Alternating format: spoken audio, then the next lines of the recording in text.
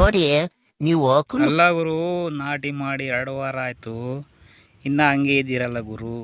ಏನು ಮಾಡಬೇಕು ನಿಮಗೆ ಬೆಳವಣಿಗೆ ಆಗ್ಬೇಕಂದ್ರೆ? ಬ್ರೋ ಇರು ಬ್ರೋ, ಇನ್ನ ನಾಟಿ ಮಾಡಿ 2 ವಾರನೇ ಅಲ್ಲ ಆಗಿರೋದು. ಏನೋ 2-3 ತಿಂಗಳು ಆಗೋತಂದ್ರೆ ನೀನ್ ಫೀಲ್ ಆಗ್ತಾ ಇದೆಯಲ್ಲ ಬ್ರೋ. ಪಕ್ಕದ ತೋಟದಲ್ಲಿ ನಿಮ್ಮ ಜೊತೆಗೆ ಅವ್ರನ್ನೂ ನಾಟಿ ಮಾಡಿದ್ದು, ಅವರೆಲ್ಲ ಎಷ್ಟು ದೊಡ್ಡವರಾಗಿದ್ದಾರೆ, ಹೆಂಗಿದ್ದಾರೆ.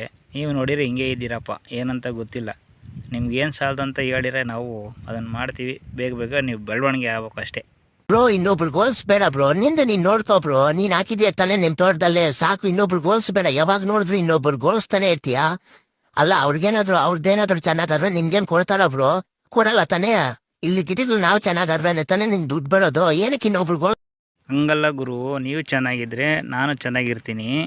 ಹಂಗೆ ನೀವು ಚೆನ್ನಾಗಿ ಬಂದು ಚೆನ್ನಾಗಿ ಹೂವು ಬಿಟ್ಟರೆ ನಮಗೂ ದುಡ್ಡು ಬರುತ್ತೆ, ನಮ್ಮ ಕಷ್ಟಗಳೂ ಪರಿಹಾರ ಆಗ್ತವೆ. ಅದಕ್ಕೋಸ್ಕರ ನಿಮಗೆ ನಾವು ಹೇಳ್ತಾ ಇರೋದು ಅಷ್ಟೇ. ಇರು ಬ್ರೋ, ಅವ್ ನೀನು ಖುಷಿಯಾಗಿರಿ ಅಂತೆ. ಯಾಕೆ ಟೆನ್ಷನ್ ತಗೊಂತೀಯ? ಇನ್ನ ಟೈಮ್ ತುಂಬಾ ಜಾಸ್ತಿನೇ ಐತೆ.